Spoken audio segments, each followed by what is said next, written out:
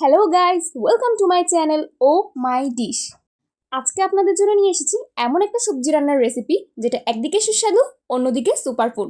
হ্যাঁ, ঠিকই ধরেছেন, সজিনা ডাঁটা। পুষ্টিতে ভরপুর এই সবজিটা শুধু স্বাদের জন্যই নয়, শরীরে খেয়াল রাখতেও অসাধারণ। তাহলে চলুন দেরি না করে তৈরি করে ফেলি বৈশাখী স্পেশাল পুষ্টির রাজা সুপারফুড খ্যাত সজিনা ডাঁটার রেসিপি। প্রথমে আমি 8 থেকে 10টা সজিনা ডাঁটা নিয়ে নিলাম। তারপর সজিনা ডাঁটাগুলো ছিলে কেটে টুকরো টুকরো করে পানিতে ভিজিয়ে রাখলাম। এবার একটি পাত্রে তেল দিয়ে নিলাম। তেলটা সামান্য গরম হয়ে গেলে তাতে পেঁয়াজ কুচি দিয়ে দিলাম।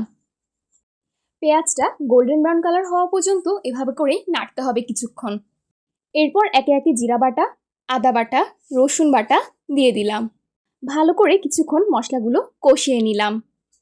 এরপর সামান্য পানি দিয়ে দিলাম যাতে মশলাগুলো নিচে লেগে না যায়। তারপর পরিমাণ মতো লবণ, মরিচ গুঁড়ো, ধনিয়া গুঁড়ো, হলুদ গুঁড়ো দিয়ে ভালো করে মশলাটা কষিয়ে নেব কিছুক্ষণ। এভাবেই নাড়তে নাড়তে তারপর ঢাকনা দিয়ে ঢেকে রাখলাম। একটু পর ঢাকনা খুলে দেখি মশলার উপর তেল উঠে এসেছে। ভালো করে কিছুক্ষণ নেড়েচেড়ে নিয়ে কেটে রাখা আলুগুলো একে একে দিয়ে দিলাম। আলুগুলো যাতে প্রত্যেকটা মশলার সাথে মিশে যায় ওইভাবে করে সবগুলো নেড়ে দিয়েছি। এবার সামান্য একটু পানি দিলাম যাতে আলুগুলো গলে যায়। তারপর ঢাকনা দিয়ে ঢেকে দিলাম। কিছুক্ষণ পর ঢাকনা খুলে দেখি আলুটা কষানো হয়ে গেছে। ভালো করে একটু নেড়ে চেড়ে দিলাম। এরপর কেটে রাখা সজিনাগুলো একে একে দিয়ে দিলাম। সবগুলো সজিনা দিয়ে দেওয়ার পর প্রত্যেকটা মশলা আর আলুর সাথে যেন সজিনাগুলো মিশে যায় সেভাবে করে ভালো করে নেড়ে দিয়েছি।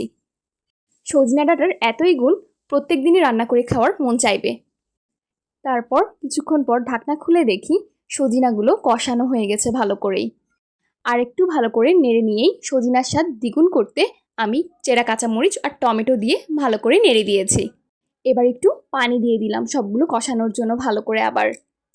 তারপর নেড়ে নিয়ে ঢাকনাটা দিয়ে ঢেকে দিলাম। কিছুক্ষণ পর ঢাকনা খুলে আর একটু পানি দিয়ে দিয়েছি ঝোলের জন্য। আমরা বাঙালিরা তো আবার ঝোলে ঝালে খেতে খুব পছন্দ করি, সেজন্যই এবার ঢাকনাটা দিয়ে আবার ঢেকে দিলাম। এবার আমি ফ্রাই প্যানে তেল দিয়ে দিলাম। তাতে লবণ হলুদ দিয়ে মেখে রাখা রুই মাছগুলো একে একে ভাজতে দিয়ে দিলাম। এক পাশে মাছগুলো ভাজা হয়ে গেলে উল্টে দিলাম। আর এক পাশ ভাজা হয়ে গেলেই তরকারিতে দিয়ে দেব। এবার ঢাকনা খুলে দেখি টকবক করে ফুটে উঠেছে। ভেজে রাখা মাছগুলো একে একে দিয়ে দিলাম। সজিনার ঝোলে মাছগুলোকে দিয়ে দিলাম যাতে মাছগুলোর ভিতরে একটু জুসি ভাব হয়। কিছুক্ষণ পর ঢাকনা খুলে দেখি টকবক করে ফুটে উঠেছে আর আমার সুপার ফুড সজিনা রান্না শেষ। দেখলেন তো, খুব সহজেই তৈরি করে ফেললাম বৈশাখ স্পেশাল ইউনিক একটা সজিনা ডাঁটার রেসিপি। আপনারাও চাইলে এই বৈশাখে তৈরি করে ফেলতে পারেন পুষ্টিকর ও সুস্বাদু সুপারফুড সজিনা ডাঁটার রেসিপি। আপনাদের সবাইকে অগ্রিম নববর্ষের শুভেচ্ছা রইল। আল্লাহ হাফেজ।